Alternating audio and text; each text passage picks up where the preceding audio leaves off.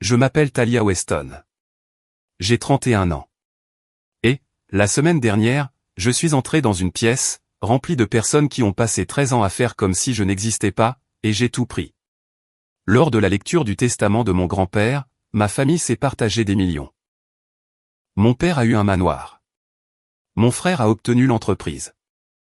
Moi, j'ai reçu une enveloppe jaunie, avec un numéro de téléphone à l'intérieur. Mon frère a ri si fort, que son bourbon a failli se renverser sur la table. Ça doit être un numéro d'assistance pour les sans-abri, a-t-il dit. Ça correspond bien à son style de vie. Alors, j'ai fait une chose, à laquelle aucun d'eux ne s'attendait. J'ai sorti mon téléphone, j'ai composé le numéro, et je l'ai mis sur haut-parleur, juste là, devant eux tous. La voix, à l'autre bout du fil, a prononcé un nom, un montant en euros, et un titre qui m'appartenait. Et, dans cette pièce, chaque visage est devenu livide. Avant de vous raconter la suite, si vous êtes du genre à apprécier une bonne histoire de vengeance, cliquez sur j'aime, et abonnez-vous. Mais seulement, si celle-ci le mérite. Indiquez votre position, ainsi que votre heure locale, dans les commentaires. J'aime savoir d'où vous m'écoutez. Maintenant, laissez-moi vous ramener au matin, où tout a commencé. Le jour où mon grand-père est mort, et où mon téléphone a sonné, affichant un numéro que je n'avais pas vu depuis 3 ans. L'appel arrive à 5h30 du matin. Je suis déjà debout, en train de réviser des plans de rénovation, dans l'atelier Ridgeline, à Clarksville. Mon téléphone vibre. Numéro inconnu. Je manque de le laisser sonner. Puis, je décroche. Talia, c'est tante June. Ton grand-père est décédé la nuit dernière. Je pose mon crayon. L'atelier est silencieux. Il n'y a que le bourdonnement du radiateur d'appoint, et l'odeur de l'enduit de rebouchage. La lecture du testament aura lieu mercredi, à Nashville, poursuit June. Chez Foster et Whitfield. Ton père ne t'a pas incluse, sur la liste des invités. Elle fait une pause. Mais, j'ai pensé que tu devais le savoir. Je raccroche, et je regarde l'unique photographie, accrochée au mur de mon atelier. Harold Weston et moi, à l'âge de 16 ans, coulant ensemble des fondations en béton, sa main sur mon épaule, et nous deux arborant un grand sourire.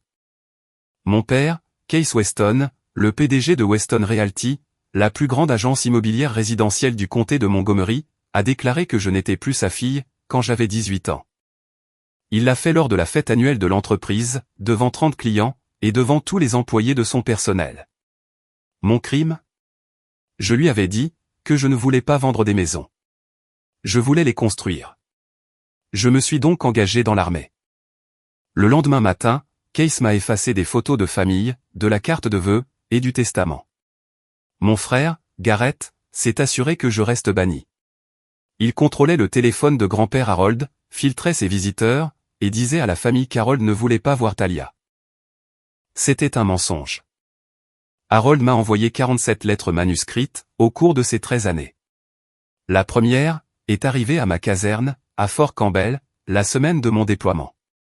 Après mon retour, nous nous sommes rencontrés tous les mois, dans un restaurant en dehors de la ville. Personne, dans la famille, n'était au courant. Je rappelle tante June. Tu as dit que je n'étais pas invité. C'est exact. Je viendrai quand même. Un silence, puis, bien. 3 mois plus tôt, au Dixie Grill, un restaurant en parpaing, sur l'autoroute 41, au sud de Clarksville. Harold et moi, nous nous retrouvions ici, le 2e samedi de chaque mois, depuis 2018. Même banquette, même commande, sandwich au poisson-chat, des cornichons supplémentaires, et du thé glacé sucré. La serveuse nous connaît par nos prénoms. Harold a 84 ans, et il est plus mince que la dernière fois.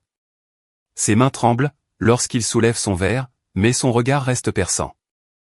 Ce même gris bleu, qui avait l'habitude de balayer un chantier, pour trouver l'unique montant qui n'était pas d'aplomb. Tu construis toujours pour les gens, demande-t-il. J'ai 6 employés maintenant, je réponds. On s'étend aux travaux de toiture, le trimestre prochain. Il hoche la tête, lentement. C'est bien. Tu comprends ce que cela signifie, de travailler avec ses mains. Garrett n'a jamais su le faire. Il pose son thé, et se penche en avant. Le bruit du restaurant s'estompe. Je suis en train de changer certaines choses, Talia. Quand je ne serai plus là, quelqu'un te contactera. Un homme nommé Frank. Fais-lui confiance. Quel genre de choses? Il secoue la tête. Pas encore. J'ai juste besoin que tu saches que je n'ai jamais été d'accord avec ton père et que je ne t'ai jamais oublié. Pas un seul jour. Il tend le bras, à travers la table, et serre mon poignet. Sa poigne est encore forte, certes plus faible qu'il y a une décennie, mais c'est toujours la poigne d'un homme qui a coulé ses premières fondations à 22 ans. Ensuite, je conduis pour rentrer à Clarksville. Dans le rétroviseur, Harold se tient à l'extérieur du restaurant, une main levée. Il semble plus petit, se découpant contre le ciel, que je ne l'avais jamais vu. C'était il y a 3 mois. Il n'a plus jamais mentionné Frank. Je n'ai jamais posé de questions. J'aurais dû le faire. Mercredi, à Nashville. Les bureaux de Foster et Whitfield sont situés dans un quartier bordé d'arbres, à Green Hills. Une façade en pierre calcaire, des ferrures en laiton, bref, le genre de cabinet d'avocat, qui sent la vieille fortune, et la cire à parquet. Je gare mon F-150, entre la BMW de Garrett, et la Mercedes de Case. Mon pick-up a une bosse sur le haillon, à cause d'une plaque de plâtre qui a glissé, mardi dernier. Il a exactement l'allure qu'il devrait avoir. Un véhicule utilitaire, dans un parking rempli de voitures de luxe. Je porte une chemise en flanelle propre, un jean sombre, et des bottes de travail, que j'ai cirées ce matin. Pas de blazer, ni de perles. La réceptionniste scrute son écran. Je suis désolé, votre nom n'est pas sur la liste. Je suis Talia Weston, la petite fille d'Harold. Je vois, mais... Je n'ai pas besoin d'être sur une liste. J'ai besoin d'être dans cette pièce. Elle décroche le téléphone, murmure quelque chose à quelqu'un, et me fait signe de passer. Je pousse la porte de la salle de conférence. 8 têtes se tournent. Case est à l'autre bout de la table, les mains croisées. Sa mâchoire se crispe, lorsqu'il me voit. Garrett, à côté de lui, penche la tête, et sourit, de la manière dont on sourit à un chien, qui se serait égaré dans un restaurant. Lynn, ma belle-mère, qui est la seconde épouse de Case, pose sa main sur le bras de mon père. Qui t'a invité, demande Case. Ce n'est pas une question, mais une provocation. Personne, je réponds. Mais Harold était mon grand-père, et j'ai tout à fait le droit d'être ici. Thomas Foster, l'avocat chargé de la succession, ajuste ses lunettes. Il regarde Case, puis moi. Mademoiselle Weston est mentionnée dans le testament. Elle est en droit d'y assister. Le visage de Case ne change pas, mais ses mains appuient plus fort contre la table. Très bien, dit-il. Assieds-toi. Je tire la dernière chaise vide. Je m'assieds. Je croise les bras. Foster ouvre le dossier. Foster lit, avec la précision monotone d'un homme, qui a fait cela des milliers de fois. Case reçoit le domaine de Belmead, une maison coloniale de 5 chambres, située sur un terrain de 2 acres, ainsi que 900 000 € en espèces. Il hoche la tête une fois, comme un homme qui accepte un reçu. Garrett obtient le contrôle opérationnel de Weston Realty, et 700 000 €, plus un portefeuille d'investissement. Il écrit quelque chose sur son téléphone, avant même que Foster ne termine sa phrase. Lynn reçoit 300 000 €, et la Lexus. Elle se tamponne l'œil, avec un mouchoir qu'elle avait déjà à la main. Des fonds d'études, pour les jeunes cousins, s'élèvent à 150 000 € chacun. Personne ne conteste. Tout le monde s'attendait, plus ou moins, à cela. Foster passe à la dernière page. Et à Talia Marie Weston. Toutes les têtes pivotent. Point une enveloppe scellée, qui doit être remise directement, et ouverte uniquement par le destinataire nommé. Il la fait glisser, à travers la table. Du papier jauni, des bords usés, et mon nom, écrit en lettres d'imprimerie par Harold. La même écriture soigneuse, qui étiquetait chaque outil, dans son atelier. Je l'ouvre. Une seule feuille. Un numéro de téléphone à 10 chiffres, en dessous. Et une seule ligne, appelle Frank. Il a ta clé. HW. Pas de chèque. Pas de propriété. Pas de numéro de compte. Garrett se penche, et jette un coup d'œil. Son rire prend naissance dans sa poitrine, et éclate bruyamment. Un numéro de téléphone? Sérieusement? Il regarde autour de la table, prenant le public à témoin. Ça doit être un numéro d'assistance pour les sans-abri. Ça correspond bien à son style de vie. Case ne rit pas, mais il ne me défend pas non plus. Il fixe la table. Lynn secoue la tête. Au moins, elle a été mentionnée. C'est plus que ce à quoi je m'attendais. Un cousin glousse. Tante June, assise près de la fenêtre, ne le fait pas. Elle m'observe, de la même manière qu'Harold le faisait, avec assurance, patience, et en attendant de voir ce que je vais faire. Foster me regarde. Mademoiselle Weston, l'enveloppe sort du cadre du testament. Sort du cadre. Je retiens cette expression, comme s'il s'agissait d'une cartouche chargée. Je ne me lève pas. Je ne m'excuse pas.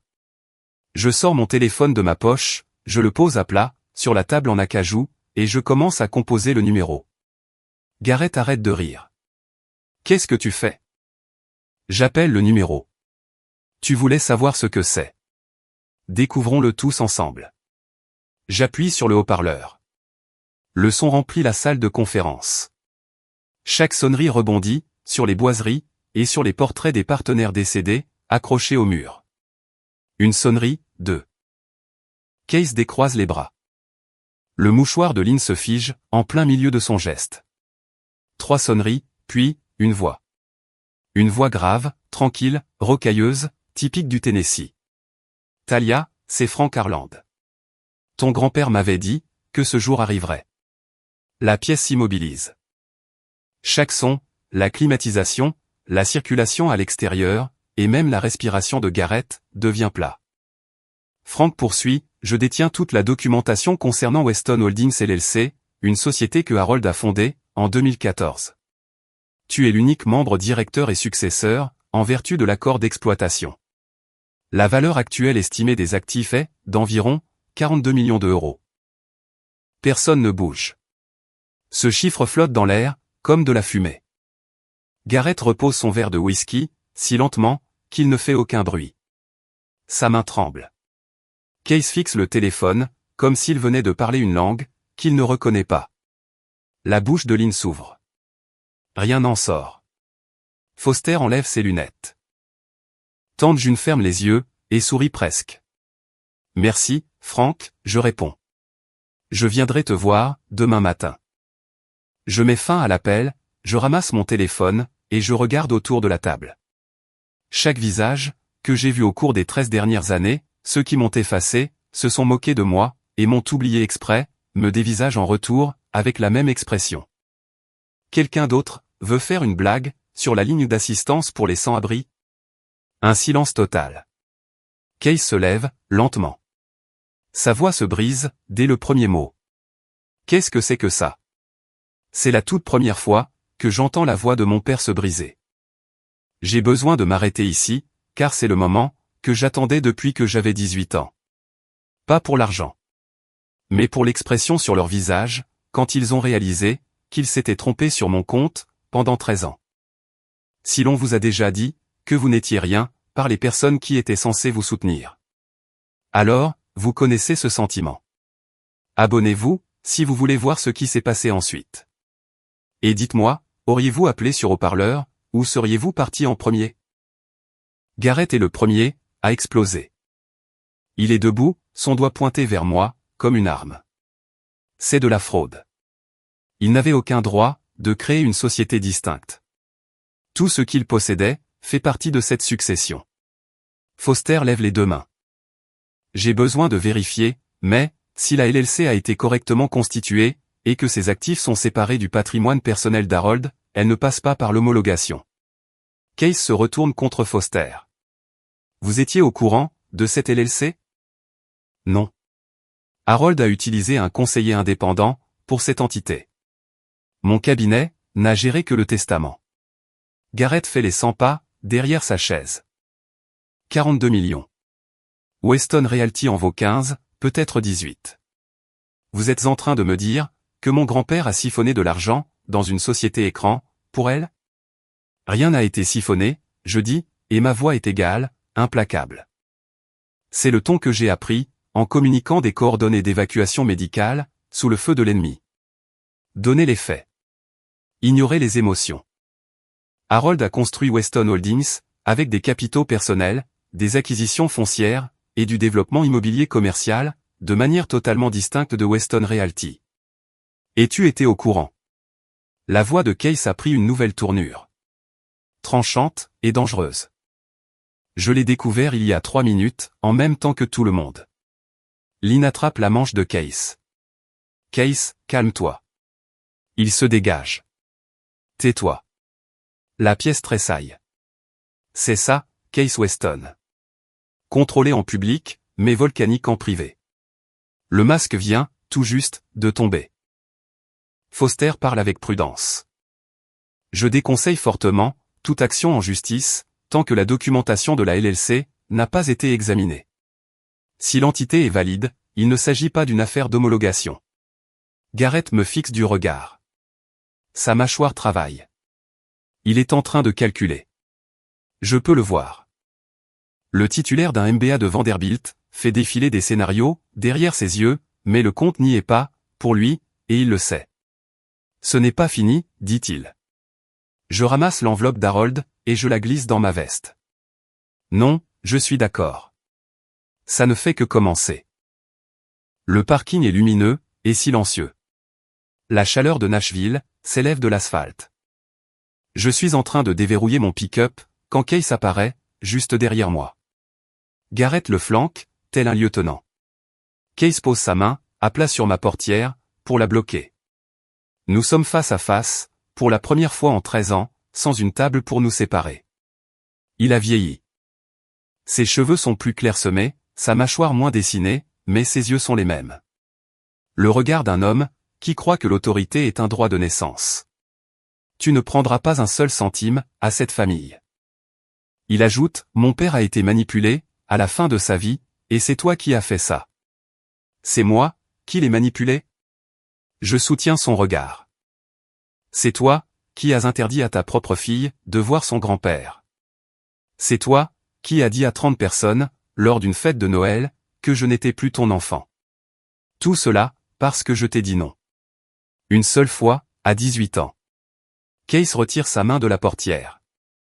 Pas parce qu'il bat en retraite, mais parce que mes mots ont atterri, là où il ne s'y attendait pas. Garrett s'avance. Écoute, Talia, si la LLC est réelle, on règle ça en famille. Pas d'étrangers, pas d'avocat. On s'assoit, et on trouve une solution. Je regarde mon frère, de 3 ans mon aîné, avec son MBA, son costume sur mesure, et ses mains manucurées, qui n'ont pas tenu de marteau depuis ses 12 ans. Tu ne veux pas d'étrangers, parce que tu as peur de ce qu'ils vont trouver. Garrett voit son visage changer. Juste un éclair, mais je le capte. Le même tressaillement, que j'ai vu chez les soldats, lorsqu'ils entendent un coup de feu claquer de trop près. Ne fais pas semblant, de savoir quoi que ce soit sûr. Bonne nuit. Je monte dans le pick-up, je ferme la portière, et je démarre le moteur. Dans le rétroviseur latéral, je regarde Case et Garrett, se tenir debout dans le parking vide, sans parler, et sans bouger. Je ne sais pas encore, ce qu'Harold a laissé sur cette clé USB, mais je sais que mon frère a peur de quelque chose, et les gens effrayés finissent toujours, par faire des erreurs. Mon appartement, à Clarksville, fait 600 pieds carrés. Propre, dépouillé, une véritable habitude militaire. Chaque chose à sa place. Rien de superflu. Je garde une boîte en métal, sous mon lit. Elle est vert olive, cabossée dans un coin. Le genre de boîte, que l'armée distribue, pour les effets personnels. À l'intérieur, 47 lettres, toutes venant d'Harold. La première, est arrivée à Fort Campbell, dans le Kentucky. La semaine où j'ai commencé mes classes, en lettres d'imprimerie, sur du papier ligné. Talia, ton père a tort. Je suis fier de toi. Je t'écrirai tous les mois. HW. Et il l'a fait. Chaque mois, pendant 13 ans, tout au long de mon entraînement de base, de l'école avancée de médecine, de mes 2 déploiements dans la province de Kandahar, de la cérémonie de la Bronze Star, qu'il a regardé en direct depuis son atelier, jusqu'à ma libération, mon premier travail de rénovation. Et mon premier employé embauché. 47 lettres. Certaines étaient courtes, juste un paragraphe sur la météo, et sur le poisson-chat du Dixie Grill.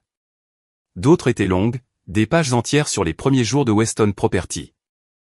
sur la façon dont il avait coulé ses premières fondations, à 22 ans, avec de l'argent emprunté, et un pick-up, qui n'était pas très différent du mien. Je sors la dernière lettre, envoyée 2 mois avant sa mort. L'écriture est plus tremblante. Mais, les mots ne le sont pas. Talia, je n'en ai plus pour longtemps, mais je veux que tu saches, que j'ai construit quelque chose pour toi. Franck a tout. Fais-lui confiance. Tu es la seule, dans cette famille, qui ne m'a jamais rien pris, et qui est, tout de même, venue chaque mois. C'est pourquoi. Tu obtiens ce que j'ai créé. Tu es celle, qui me ressemble le plus. HW. Je serre la lettre contre ma poitrine. Mes mains tremblent. Pas de la même manière, qu'elles tremblaient en Afghanistan.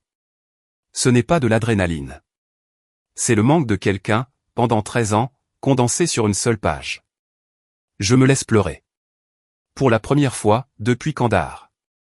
Puis, je pose la lettre. Je m'essuie le visage. J'envoie un texto à Franck Harland. Demain, 8 heures du matin.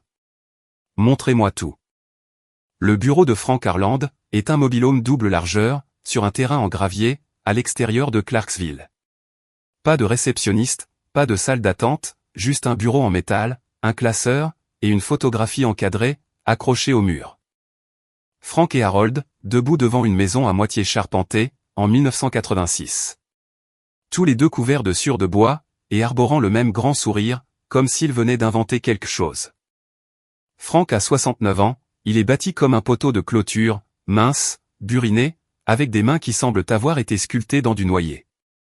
Il a été le chef de chantier d'Harold, pendant 22 ans, avant que Garrett ne pousse l'ancienne équipe, vers la sortie, chez Weston Realty. Harold a créé Weston Holdings LLC, en 2014, explique Franck, en étalant des papiers sur le bureau. Il a utilisé ses propres capitaux, de l'argent qu'il avait gardé séparé de Weston Realty, pendant des décennies. Des économies personnelles, des investissements fonciers précoces, ainsi que quelques affaires commerciales, qu'il gérait sur le côté. Aucun fonds de l'entreprise. Aucun chevauchement. L'accord d'exploitation compte 12 pages. Mon nom apparaît à la page 3. Talia Marie Weston, membre directeur et successeur, avec la signature d'Harold, celle de Franck comme témoin, et certifiée par un notaire. Au décès d'Harold, la propriété vous est automatiquement transférée, en vertu de la clause de succession. Pas d'homologation, pas de tribunal. C'est un contrat commercial, pas un testament. Pourquoi ne pas m'avoir, tout simplement, mise dans le testament? Parce que Case l'aurait contesté. Il peut contester un testament. Mais, il ne peut pas contester un contrat commercial, dont il n'était pas partie prenante. Harold réfléchissait toujours, avec 3 coups d'avance. Je me tourne vers le résumé des actifs. 12 propriétés commerciales, réparties sur 4 comtés du Tennessee. 340 acres de terrain à développer. Un portefeuille d'investissement. Valeur totale estimée, 42 millions d'euros. Je pose les papiers. Je respire. Franck fouille dans le tiroir de son bureau, et en sort une clé USB. Noire et toute simple. Sans étiquette. Harold m'a demandé de garder ça. Il a dit, que si jamais Garrett te causait des problèmes, tu en aurais besoin. Il l'a fait glisser, sur le bureau. Je ne sais pas, ce qu'il y a dessus. Harold a juste dit, que tu comprendrais, le moment venu. De retour à mon appartement. Mon ordinateur portable, est ouvert sur la table de la cuisine. Je branche la clé USB. Un seul dossier. Intitulé, Garrett. À l'intérieur, 3 ans de notes de frais, provenant de Weston Realty, 2022, 2023, 2024. Harold a surligné les anomalies, en jaune. Des dîners qui n'ont jamais eu lieu, des voyages qui n'ont pas été effectués, et des factures de fournisseurs, provenant d'entreprises qui n'apparaissent dans aucun registre du commerce, du Tennessee. Le total? 340 000 euros, détournés via des frais gonflés, sur une période de 36 mois. Harold a tracé chaque euro, chaque ligne comptable, chaque faux reçu. Attaché au fichier, il y a un mémo scanné, avec l'écriture d'Harold. Garrett vole l'entreprise, depuis 2022. Je ne l'ai pas dit à Case. Case le protégerait. Si Garrett bloque le chemin de Talia, elle pourra utiliser ça. Pas pour faire des menaces, mais pour négocier. Harold avait vu ce que faisait Garrett, et au lieu de tout faire exploser, il l'avait classé, comme des munitions dans une armoire verrouillée, prêt à être utilisé par la personne, en qui il avait confiance. N'est-ce pas? Je ferme mon ordinateur, et je m'assois dans le noir. Mon téléphone vibre. Le nom de Garrett s'affiche sur l'écran. J'ai engagé une équipe de contentieux, dit-il. Sa voix est tendue, et excessivement répétée. Nous allons contester la LLC. Harold avait 84 ans. Il avait des antécédents de déclin cognitif. Nous allons faire annuler cela. Il avait 73 ans, lorsqu'il la formait. Garrett, tu es assez intelligent, pour savoir qu'on ne construit pas un portefeuille de 42 millions d'euros, sans que personne dans la famille ne s'en aperçoive. Silence. Et Garrett, sois très prudent, quant à ce que tu fouilles, parce que je peux creuser, moi aussi. La ligne coupe. Je regarde mon ordinateur portable. Le dossier nommé Garrett brille contre l'écran noir. Harold m'a donné une grenade. La question est de savoir si je dégoupille, ou si je la pose sur la table, et que je laisse mon frère la fixer du regard. Tante June m'appelle, à 21h, ce soir-là.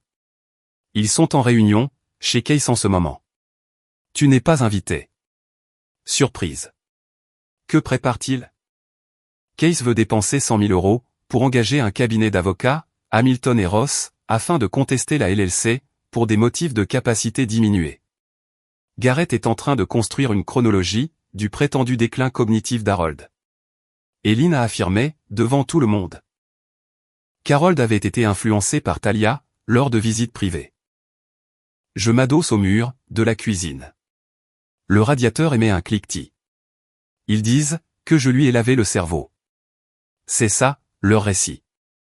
Garrett est celui qui pousse le plus fort. Il a dit à tout le monde, que tu n'avais pas d'argent, pour engager un vrai avocat, et que tu céderais, sous la pression juridique. Ses mots exacts étaient, elle répare des toits. Elle n'y connaît rien, en contentieux. Je manque de rire.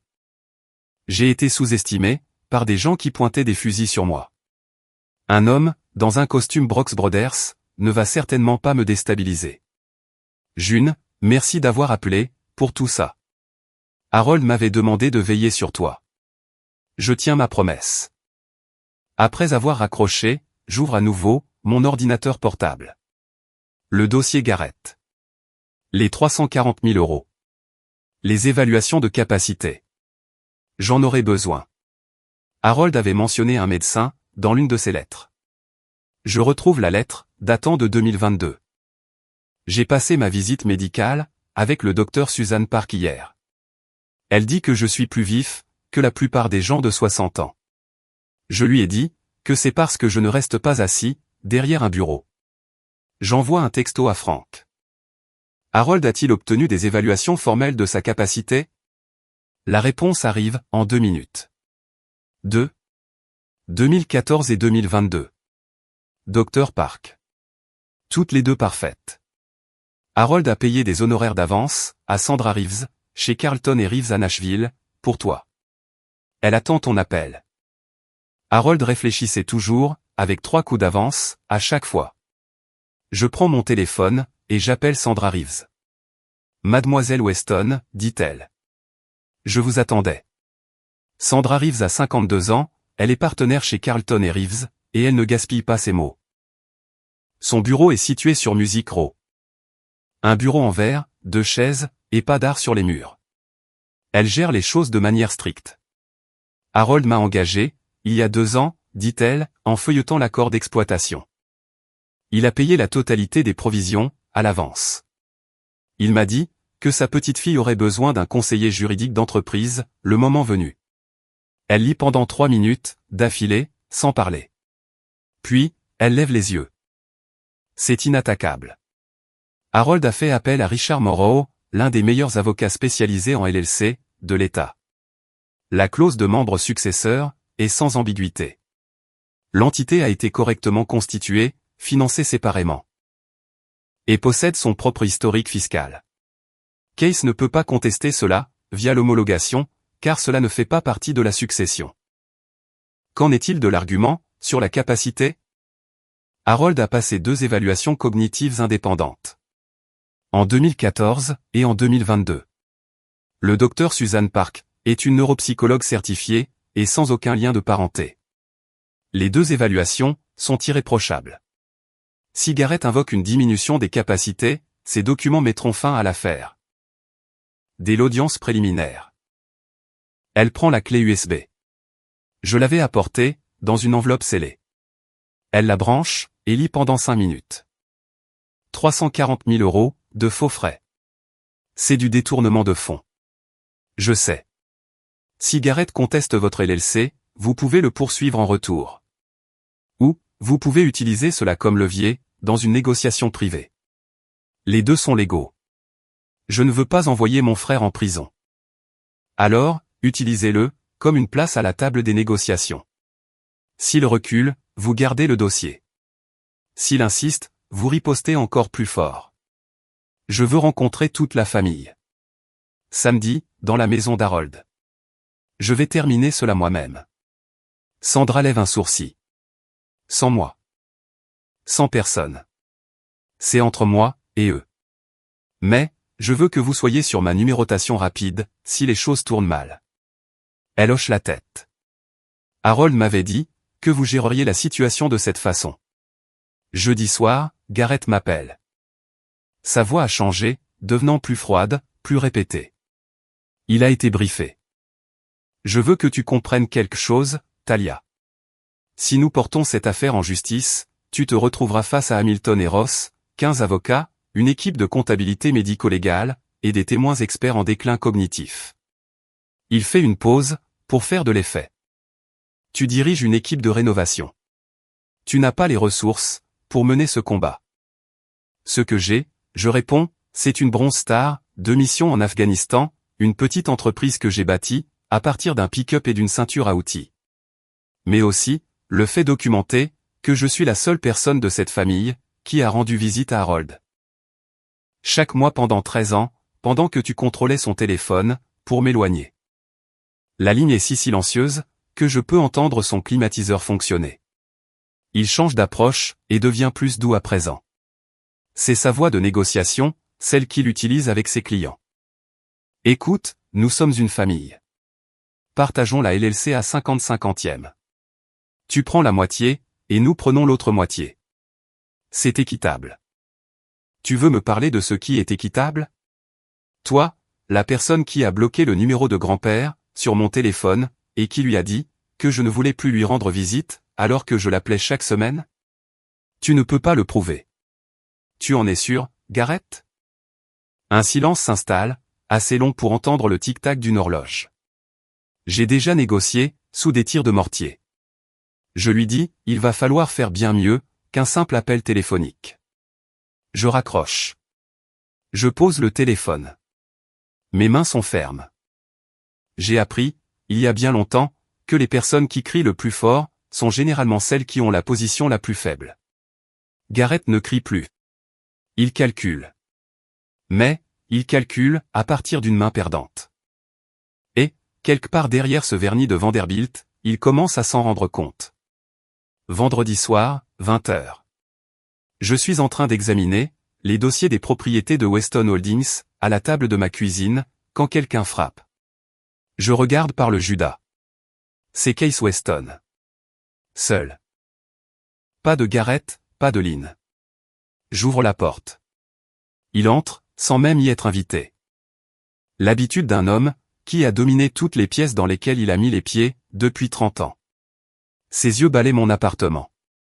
La petite cuisine, les papiers sur la table, et la seule photographie d'Harold, sur le mur au-dessus du canapé. Il fixe la photographie. Sa mâchoire se crispe. Mon père ne savait pas ce qu'il faisait, quand il a créé cette LLC, affirme-t-il. Il avait 73 ans. Il était vulnérable. Il avait 73 ans, et il a bâti une entreprise de 42 millions d'euros, sans qu'aucun d'entre vous ne s'en aperçoive. Ce n'est pas de la vulnérabilité. C'est de la précision. Case se tourne, pour me faire face. Tu as abandonné cette famille. Tu as rejoint l'armée. Tu as tourné le dos, à tout ce que j'avais construit. Je t'ai tourné le dos, parce que tu m'as dit que ma seule valeur était d'être assise derrière un bureau, dans ton agence, et de faire ce qu'on me disait. Et, quand j'ai refusé, tu m'as effacé. Il fait un demi-pas en arrière. Non pas par peur, mais à cause de l'impact. Si tu respectes cette famille, dit-il, d'une voix plus calme, tu partageras ce qu'il t'a laissé. Si tu avais respecté ta fille, tu n'aurais pas eu besoin de 13 ans, et d'un père mort, pour te tenir dans sa cuisine. Ces mots résonnent comme une gifle. Il ne peut pas répondre. Il reste silencieux, pendant 10 secondes. Puis, il se dirige vers la porte. Il ne la claque pas. Il la ferme doucement. De la même façon, dont un homme ferme une chose, qu'il sait ne jamais pouvoir rouvrir. Je reste seul, dans ma cuisine. La photo d'Harold m'observe depuis le mur. J'envoie un texto à Sandra Reeves. Samedi, à la maison d'Harold. 14 heures. Je mets un terme à tout cela. Samedi matin. La discussion de groupe familial, à laquelle je n'ai jamais été ajouté. June m'envoie les captures d'écran. Garrett n'a pas chômé. Il a déposé la plainte, avec Hamilton et Ross. 50 000 € d'avance. Encore 50 000, engagés sur l'héritage de Case. Son message à la famille, nous allons prouver, qu'Harold n'avait plus toute sa capacité cognitive, lorsque la LLC a été formée en 2014. Talia a manipulé, un homme âgé et vulnérable, lors de visites privées, sans aucune surveillance. Nous ferons dissoudre cette entité. Lynn ajoute, elle aussi, sa contribution. Harold aimait toute cette famille. Il n'aurait pas voulu qu'il y ait des divisions. Talia est en train de détruire tout ce qu'il a bâti. Je lis tout cela dans mon pick-up, garé devant le mobil-home de Frank. Je pourrais être en colère. Au lieu de cela, je me sens lucide. C'est exactement ce que l'entraînement au combat apporte. Quand les enjeux deviennent assez élevés, le bruit de fond disparaît, et tout ce que vous voyez, c'est votre prochain mouvement. J'appelle Sandra Reeves. Apportez des copies, des 2 évaluations de capacité, à la maison cet après-midi, ainsi que la clé USB. J'espère ne pas en avoir besoin, mais si Garrett franchit la ligne, je l'utiliserai. Le Dr Park a effectué 2 évaluations neuropsychologiques complètes pour Harold. Les 2 sont exhaustives. L'argument de Garrett, sur ses capacités, ne survivra pas à l'audience préliminaire. Et, quant aux notes de frais, c'est 340 000 €. De détournement de fonds documentés. Si Garrett vous poursuit, cela deviendra une contre-attaque. S'il ne le fait pas, c'est un excellent moyen de pression. Je gérerai ça dans la pièce. Restez juste joignable, par téléphone. Vous êtes sûr de ne pas vouloir que je sois là. Je suis entré dans des pièces bien plus difficiles que le salon de mon père. Sandra fait une pause. Harold m'avait dit que vous diriez exactement cela. Je passe devant Belmead, sur le chemin du retour. La maison d'Harold. La maison de Case, maintenant. Le drapeau américain est toujours accroché au porche. L'atelier, à l'arrière, est sombre. Je serai à l'intérieur de cette maison, dans 4 heures. Et cette fois-ci, personne ne va me demander de partir.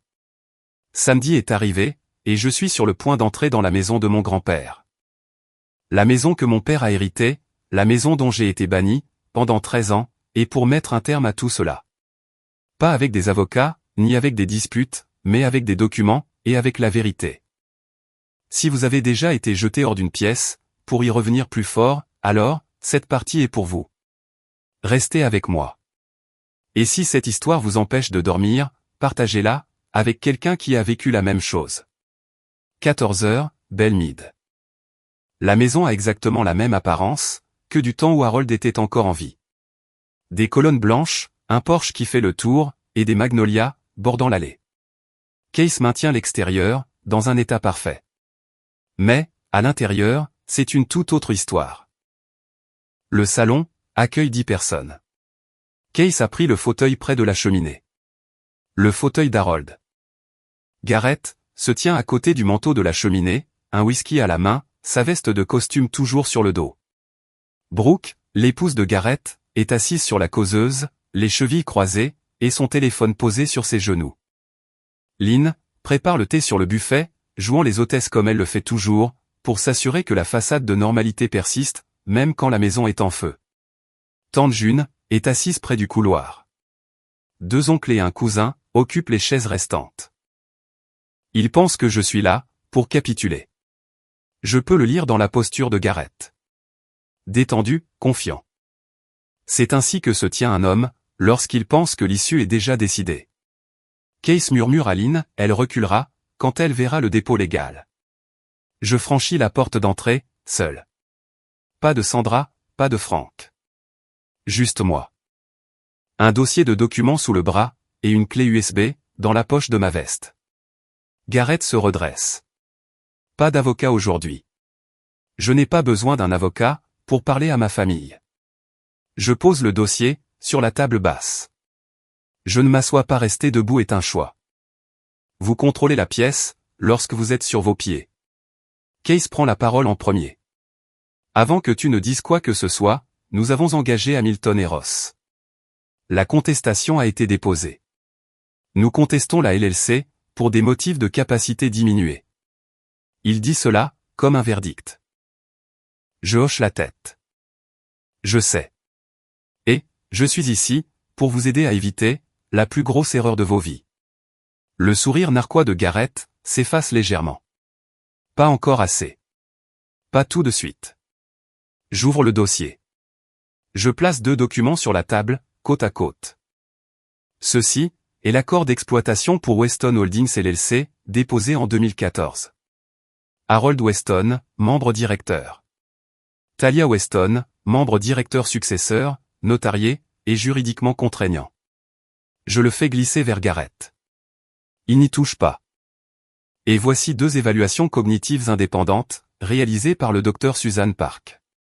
Une neuropsychologue certifiée, n'ayant aucun lien familial.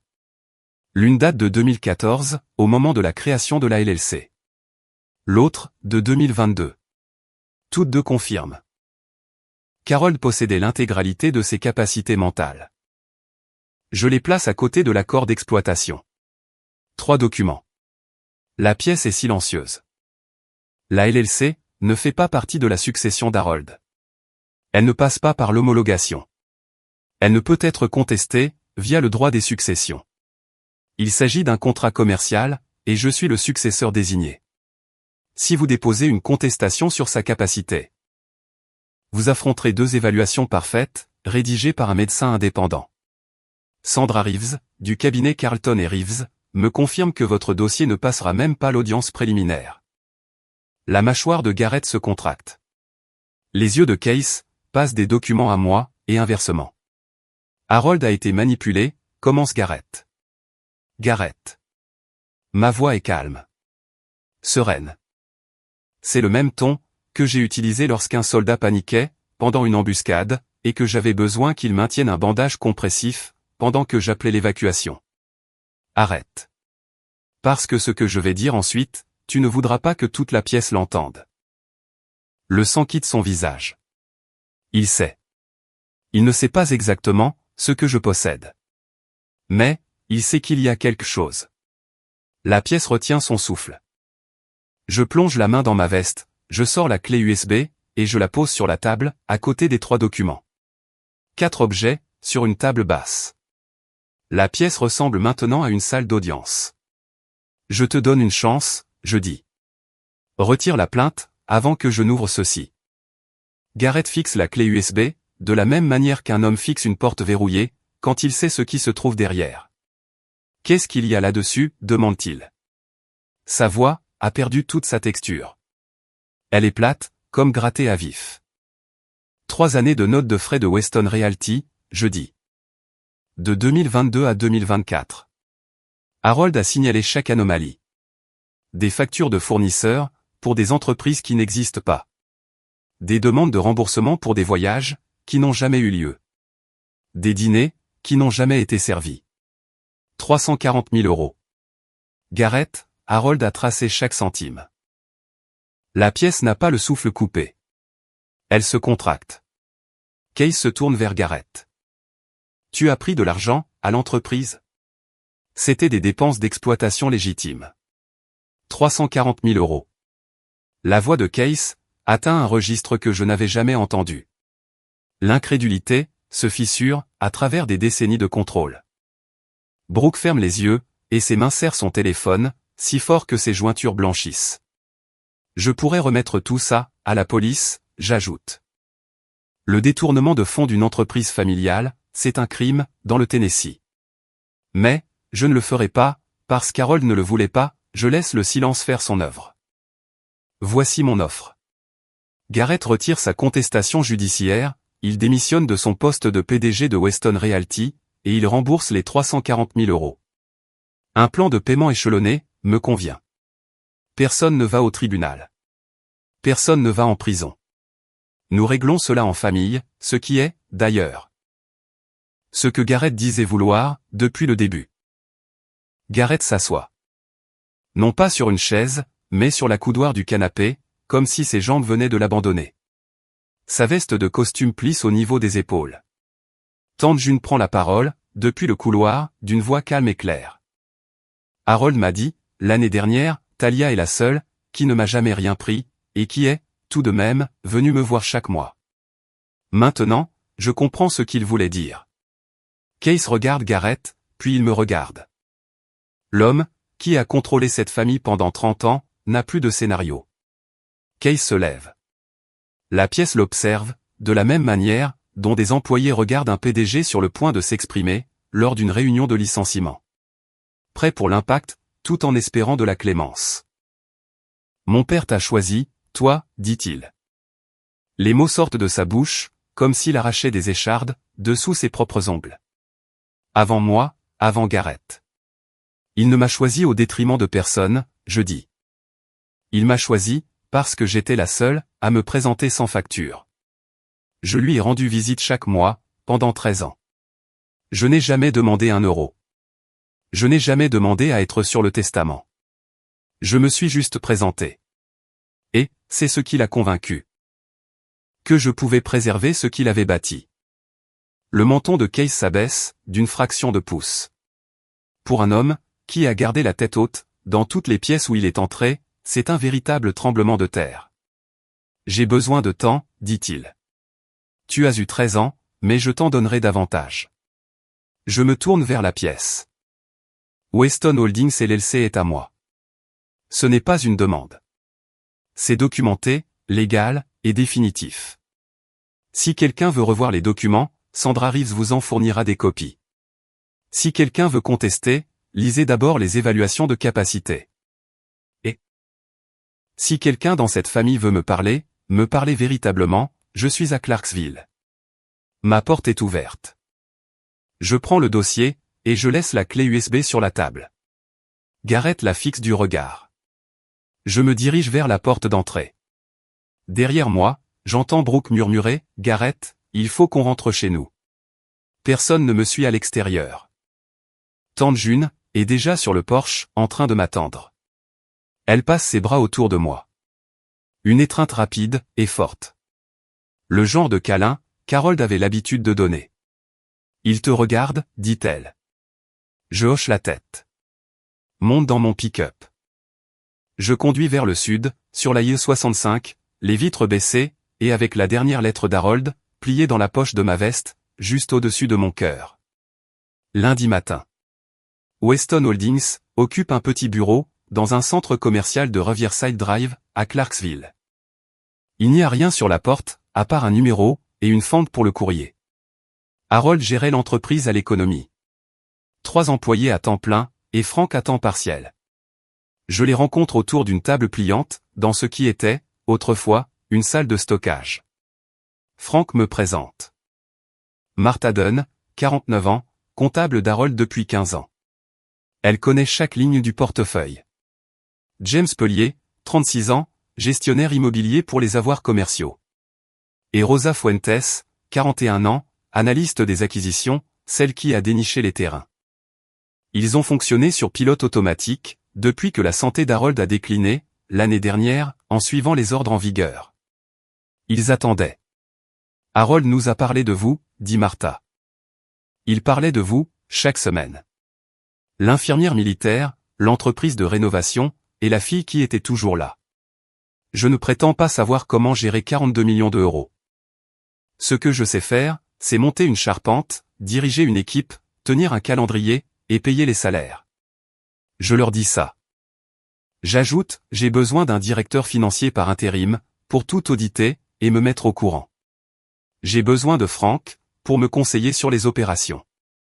Et j'ai besoin, que vous trois continuiez, à faire ce qu'Harold vous a fait confiance pour accomplir. James se penche en arrière. Et vous, que faites-vous? J'apprends vite. Je me présente tous les jours, et je prends les décisions qu'Harold aurait prises. Une vision à long terme, des investissements dans la communauté, et aucun raccourci. Rosa sourit. C'est le premier sourire que je vois dans cette pièce. Je continue aussi à faire tourner Ridgeline Rénovation. 6 employés dépendent de moi. C'est un projet en cours. Je ne ferme pas la petite entreprise, juste parce que la grande est arrivée. Harold a commencé avec un pick-up. Et un coffrage de fondation emprunté. J'ai commencé de la même manière. Je ne compte pas l'oublier. 2 semaines plus tard, Garrett m'appelle. Sa voix est dépouillée. Pas de ton de négociation, pas de réplique répétée. Juste un homme, à l'autre bout du fil, qui a épuisé toutes ses cartes. Je retire la plainte. Les avocats confirment que les évaluations de capacité sont solides. Il n'y a pas d'affaire. Et pour le reste, une longue expiration. Je démissionne de Weston Realty. Brooke en a fait une condition absolue. Une transparence totale, où elle s'en va. Je rembourserai les 340 000 euros sur 3 ans. Elle m'aide à établir le calendrier. C'est bien. Quand le dernier paiement sera compensé, je détruirai la clé USB. Aucune copie, aucun enregistrement. Il reste silencieux, pendant un instant. Harold le savait, depuis le début. Il savait tout, Garrett. Et, il a choisi de ne pas te détruire.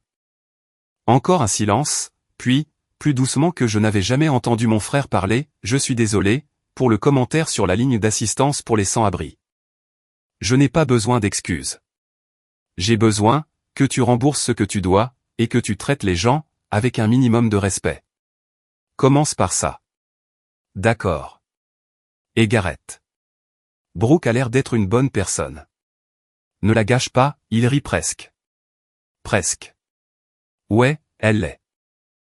Nous raccrochons. Je m'assois dans le bureau de Holdings, en fixant la table pliante, où 4 personnes essaient de poursuivre ce qu'un seul homme a mis 40 ans à bâtir. Case n'a pas appelé, n'a pas envoyé de texto, n'a fait passer aucun message par Lynn, par June, ou par qui que ce soit. Il a disparu dans la maison de Belmead, de la même manière qu'un homme se retire dans un bunker. Non pas parce que le combat est terminé, mais parce qu'admettre sa défaite l'obligerait à prononcer des mots que sa bouche n'a jamais formés. Je sais qu'il n'appellera pas, et j'ai arrêté d'attendre. Vous pouvez laisser une porte ouverte à quelqu'un, sans pour autant rester figé, sur le seuil. C'est fixer une limite. C'est aussi ça, le respect de soi. Frank m'apporte une liste. 4 noms. Des personnes, en qui Harold avait confiance. Des personnes que Garrett avait licenciées de Weston Realty, lors de sa prétendue restructuration d'efficacité, il y a 3 ans. La vraie raison? Ils étaient fidèles à Harold, pas à Garrett. Quiconque aurait pu remarquer les irrégularités de dépenses devait partir. Pete Callaway, 58 ans, chef de chantier, qui a passé 22 ans avec Harold, licencié par email un mardi. Je l'appelle en premier. Harold m'avait dit qu'il y aurait un jour comme ça, dit Pete. J'ai attendu 3 ans. Je suis désolé que cela ait pris autant de temps. Ne le soyez pas. Je suis juste heureux que ce soit vous. Martha Dunn travaillait déjà pour Holdings en arrière-plan, mais Pete amène 2 autres personnes, un superviseur de chantier et un responsable des achats, tous 2 poussés vers la sortie par Garrett. D'ici vendredi, Weston Holdings compte 7 employés autour de cette table pliante. J'achète une vraie table de conférence. Rien d'extravagant. Du pain de récupération. La même essence de bois qu'Harold utilisait dans son atelier. Je dirige la première réunion avec tout le personnel. 7 visages me regardent en attendant. Voici ce que je sais, je leur dis. Harold a bâti cette entreprise, pour qu'elle dure. Il a choisi des gens qui construisent, pas des gens qui prennent. C'est pourquoi vous êtes ici. Je n'ai pas encore toutes les réponses, mais je sais comment me présenter, poser les bonnes questions, et prendre des décisions. Basées sur ce qui se trouve devant moi. Harold m'a appris ça, avec de la sueur, et de la patience. Pete lève sa tasse de café, en l'honneur d'Harold. Le reste de la pièce, lève la sienne. Ce n'est pas un toast de salle de conférence. C'est une tradition de chantier. Celle où l'on boit du mauvais café, dans un thermos, avant de se remettre au travail. Harold aurait adoré. 3 mois plus tard. Les chiffres ne mentent pas, même si les familles le font. Garrett a démissionné de Weston Realty. Le conseil d'administration a engagé, une PDG externe, une femme nommée Karen Alrek, issue d'une agence immobilière de Knoxville. L'entreprise s'est stabilisée, mais son élan a ralenti. L'héritage de 700 000 € de Garrett, ça me nuise. 50 000 € en frais juridiques, pour Hamilton et Ross, pour une contestation qui n'est jamais allée au tribunal. Et, le premier paiement trimestriel, du remboursement de ces 340 000 €, un transfert automatique, de 28 000 €. Brooke l'a obligée à l'organiser ainsi. Elle a déposé un accord post-nuptial, la même semaine. Garrett suit une thérapie. Case a dépensé 90 000 € en consultation juridique, avant que quelqu'un ne lui dise qu'il n'y avait rien à plaider. La maison de Belmead coûte 15 000 € par mois, en entretien, en impôts et en assurance. Ces 900 000 € s'égrènent comme un compte à rebours. Lynn a trouvé un emploi, dans une agence immobilière, à Brentwood. Un poste administratif de premier échelon, et son premier salaire, depuis 15 ans. Elle a avoué à Tante June, qu'elle se sentait à la fois terrifiée, et bien. Je pourrais ressentir de l'empathie, par rapport à ça. Mais, je choisis de ne pas le faire. Chez Weston Holdings, 3 projets de développement, sont dans les temps. La directrice financière, que j'ai embauchée, une femme nommée Hélène Mez, qui a passé 20 ans dans une société d'investissement immobilier commercial à Nashville, a terminé son audit, et a dit la même chose, que tout le monde ne cesse de répéter. Harold a très bien construit tout ça. Les fondations sont solides. Je suis inscrite à un cours en ligne, d'une durée de 12 semaines, sur les opérations exécutives. Pas un MBA.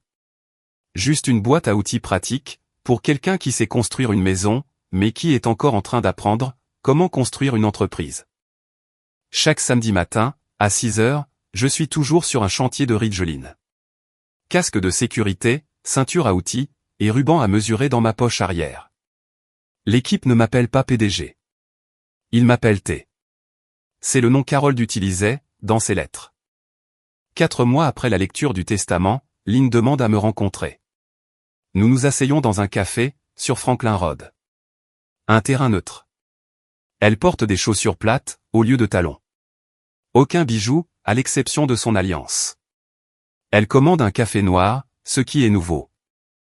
Avant, elle commandait des lattes, avec 2 modifications, et une plainte. Je te dois une conversation honnête, dit-elle. Pas une tournée d'excuses, juste la vérité. J'attends. Je savais ce que Case faisait, quand il a coupé les ponts avec toi. J'ai regardé cela se produire. Je me suis dit, que c'est entre lui et toi, et que je ne devais pas m'en mêler. Elle enroule ses mains, autour de sa tasse. La vérité, c'est qu'à chaque fois que Case te repoussait, ma part de la famille s'agrandissait. Je ne l'avais pas planifié. Mais je ne l'ai pas arrêté non plus. Non, en effet, je réponds. Je travaille maintenant. Pour la première fois, depuis que Case et moi, nous nous sommes mariés. C'est un poste de premier échelon. Je réponds au téléphone, et je trie le courrier. Elle dit ça sans apitoiement. Uniquement des faits. Case n'a pas quitté la maison, depuis 3 semaines. Il reste assis, dans le bureau d'Harold, toute la journée. Il ne mange pas beaucoup. Il ne parle pas, je ne peux pas l'aider, Lynn. Il doit, lui-même, vouloir s'aider. Je sais. Elle prend une gorgée. Si jamais j'ai besoin d'une recommandation, pour un autre travail, est-ce que tu m'en rédigerais une? La question me surprend. Non pas parce qu'elle l'a demandé, mais parce qu'il lui a fallu du courage. Oui, je réponds. Pas parce que j'ai oublié ce qui s'est passé, mais parce que je refuse de me transformer en ce que cette famille a essayé de faire de moi. Elle hoche la tête, se lève, laisse un billet de 5 sur la table, et sort. Ce n'est pas une réconciliation. Ce n'est pas un pardon. Mais c'est le tout premier échange honnête que j'ai eu avec un membre de la maison de mon père, en 13 ans. Je m'en contenterai. 5 mois plus tard, le premier projet, que j'ai validé de ma propre autorité, Harold S. Crossing. 32 logements abordables, avec en plus, des espaces commerciaux au rez-de-chaussée, à Clarksville. Le terrain faisait déjà partie du portefeuille de Holdings. Harold l'avait acheté, en 2018. Il avait agrafé une note sur l'acte de propriété, c'est ici que nous avons commencé. Construit quelque chose, où les gens peuvent vraiment vivre. Je me tiens sur le terrain, un samedi matin à 7 heures. Casque de protection, chaussures à embout d'acier, et un ensemble de plans, roulés sous mon bras. Pat Callaway fait le tour du périmètre avec moi, en pointant le niveau du sol, les angles de drainage, et la meilleure orientation, pour la lumière naturelle. Harold voulait faire ça, il y a 5 ans, me dit Pat. Garrett avait dit que les marges étaient trop faibles. Alors, Harold l'avait mis de côté. Harold n'est plus mis de côté, je réponds. Pat donne un coup de pied dans une motte de terre, et sourit. Non, madame. Nous parcourons l'intégralité du terrain. Je marque les positions des premières fondations, avec de la peinture en bombe orange. De la même manière qu'Harold me l'avait appris, quand j'avais 16 ans. L'été où nous avons coulé la dalle de béton, pour son atelier. Construit de bas en haut. Fait de bonnes fondations. Le reste suivra. Frank arrive dans son pick-up, et se tient au bord du terrain, les bras croisés, en me regardant marquer le sol. Harold disait que tu construirais quelque chose de meilleur, que ce qu'il a fait. Je commence à le croire. Je regarde à travers Clarksville. À 3 rues vers l'est, l'atelier Ridgeline. À 5 rues vers le nord, mon appartement. C'est la ville qui m'a gardé, quand ma famille n'en a plus voulu. Mon grand-père a bâti un empire. Moi, je construis un quartier. Mais les deux commencent de la même façon. Par quelqu'un qui refuse d'abandonner, qui se tient dans la boue à 7 heures du matin, pour décider de l'emplacement des murs. 6 mois se sont écoulés. Case n'a pas appelé, n'a pas envoyé de texto, n'a transmis aucun message. Tante June me dit qu'il est toujours dans la maison de Belmead. Qu'il va à l'épicerie le mardi, qu'il sèche l'église, et qu'il reste assis dans le bureau d'Harold, du matin au soir. Cette pièce, qu'Harold utilisait pour tout planifier. Les plans, les registres, et le vieux téléphone à cadran rotatif, qu'il n'avait jamais remplacé. June dit que Case ne touche à rien dans le bureau. Il reste juste assis, dans la chaise d'Harold, et fixe les étagères, où Harold gardait ses journaux. Je crois que je comprends. Case ne pleure pas son père. Il pleure la version de lui-même, qui aurait pu être différente. La version qui aurait pu dire « Je suis fier de toi », au lieu de « Tu n'es plus ma fille ». Il voit toute la vie d'Harold, étalée dans cette pièce. Et quelque part, dans ses journaux et ses vieux reçus, il voit la preuve évidente qu'Harold m'a aimé, pendant tout le temps où Case essayait de m'effacer. C'est la chose la plus difficile, qu'un homme dominateur puisse affronter. La preuve, que son contrôle n'a pas fonctionné. Je passe devant Belmead, un soir. La fenêtre du bureau brille chaleureusement, contre la brique sombre. Je ralentis un instant. Je pense à m'engager dans l'allée, à frapper à la porte, et à dire quelque chose. N'importe quoi, pour combler le fossé. Mais je ne m'arrête pas. J'ai appris quelque chose, en Afghanistan, qui s'applique ici. Vous ne pouvez pas sauver quelqu'un, qui ne demande pas de l'aide. Vous pouvez laisser la porte ouverte. Vous pouvez vous assurer, qu'il sait où vous êtes. Mais, vous ne pouvez pas sortir quelqu'un de force, d'une pièce où il a lui-même choisi de s'asseoir. Case sait où je vis. Il a mon numéro. La porte est ouverte. Je continue ma route. Vers le sud, sur la I-65, pour retourner à Clarksville. De retour, vers les fondations qui sont déjà en train d'être coulées. 1 an plus tard. C'est Thanksgiving, mais pas à Belmead. J'ai organisé le dîner, dans l'atelier Ridgeline. Nous avons repoussé les établis contre les murs, et installé une longue table, fabriquée à partir des restes de bois de charpente, d'Harold S. Crossing. Du pain brut, poncé juste assez, pour éviter les échardes, est teintée au noyer foncé, car c'est ce qu'Harold aurait choisi. Des guirlandes lumineuses sont suspendues aux solives du plafond. Le radiateur d'appoint bourdonne dans le coin. Des chaises dépareillées, provenant du garde-meuble de Ridgeline. Pas de porcelaine. Des assiettes en carton, mais de vrais couverts. Un compromis avec lequel je suis à l'aise. La liste des invités? Frank, Martha, Pete, Rosa, James, mes 6 employés de Ridgeline. Tante June, qui a apporté une tarte aux patates douces, et une bouteille de bourbon. 13 personnes. Aucun d'entre eux ne porte mon nom de famille. Tous ont choisi d'être ici. Puis, un pick-up s'arrête à l'extérieur. Un pick-up que je ne reconnais pas. La portière s'ouvre. Garrett en sort, tout seul. Il tient une bouteille de vin, et se tient à l'entrée de l'atelier, comme un homme qui n'est pas sûr que la porte soit ouverte pour lui. Je ne sais pas si je suis le bienvenu, dit-il. Tu es ici, je réponds. Entre. Je tire une chaise pliante supplémentaire. Garrett s'assoit, entre Frank et Pete. 2 hommes qu'il avait licenciés, 3 ans auparavant. Personne n'en parle. Pete lui tend une assiette. Frank lui verse du café. Tu sais comment câbler une boîte de dérivation, demande Frank. Non, répond Garrett. Alors, tu es de corvée de vaisselle ce soir. Toute la table rit. C'est bruyant, brut et authentique. Le son de personnes qui travaillent avec leurs mains et qui ne jouent pas un rôle les uns pour les autres. Case n'est pas venu. Personne ne le mentionne non plus. Mais, tante June serre ma main, sous la table, et murmure, Harold aurait adoré cette table. Elle a raison. Cette table est plus petite que la salle à manger des Weston. Mais, elle est plus bruyante et bien meilleure. Chaque place a été méritée. Après le départ de tout le monde, je conduis jusqu'à Belmead. Pas vers la maison, mais vers l'atelier. Le portail latéral n'est pas verrouillé. Case ne vient jamais par ici. L'atelier appartient à Harold. Ça a toujours été le cas, et ça le sera toujours. Je tire sur la chaînette de la lumière. Une simple ampoule, d'un jaune chaleureux. La pièce s'illumine. Des copeaux de cèdre sur le sol. Des rabots à main sur le panneau perforé, un tour à bois recouvert d'une bâche en toile, et l'établi.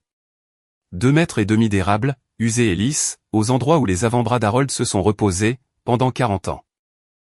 Je m'assois sur son tabouret. Le métal est froid. L'atelier a la même odeur que lui. Du cèdre, de l'huile de lin, et le café du thermos, qu'il gardait sur l'étagère. Je m'adresse à vous, maintenant. À tous ceux qui m'écoutent, dans une voiture, dans votre lit, pendant une pause déjeuner, ou peu importe où vous êtes. Je n'ai pas raconté cette histoire, pour me vanter de mes 42 millions. Cet argent, c'est une responsabilité que je porte chaque jour. Ce sont les salaires de 13 personnes, et un quartier entier en cours de construction, à partir de 0.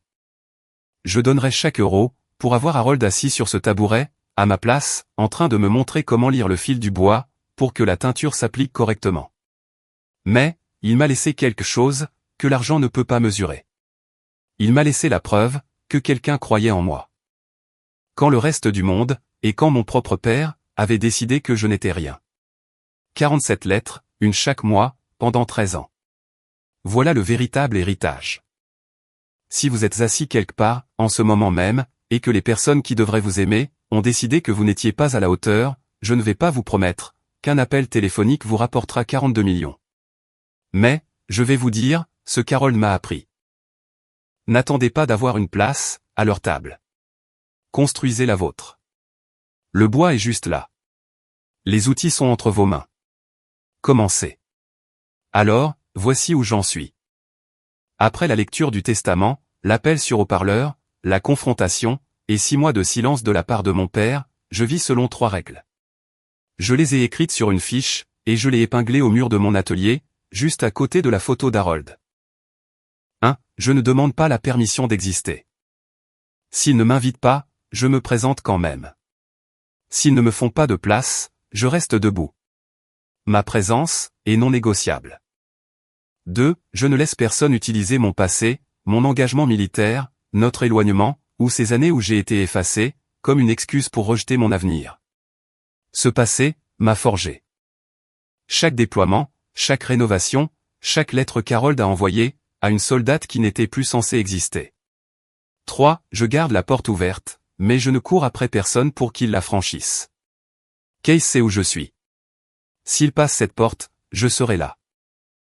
Mais, je n'attendrai pas sur le seuil. L'attente n'est pas une force. La patience en est une. Il y a une différence. Harold ne m'a pas légué 42 millions d'euros. Il m'a laissé 47 lettres, un atelier rempli d'outils, et la certitude inébranlable, qu'une personne pensait que je valais la peine de tout parier sur moi. L'argent est un outil. Cette conviction est l'héritage. Je pose ma main à plat, sur l'établi. L'érable est frais, et lisse, usé et formant un creux peu profond, à l'endroit où les mains d'Harold se sont reposées, 10 000 fois. Ma paume s'y adapte parfaitement. Merci, grand-père. Je tire la chaînette. La lumière s'éteint. Je fais glisser la porte de l'atelier, pour la fermer.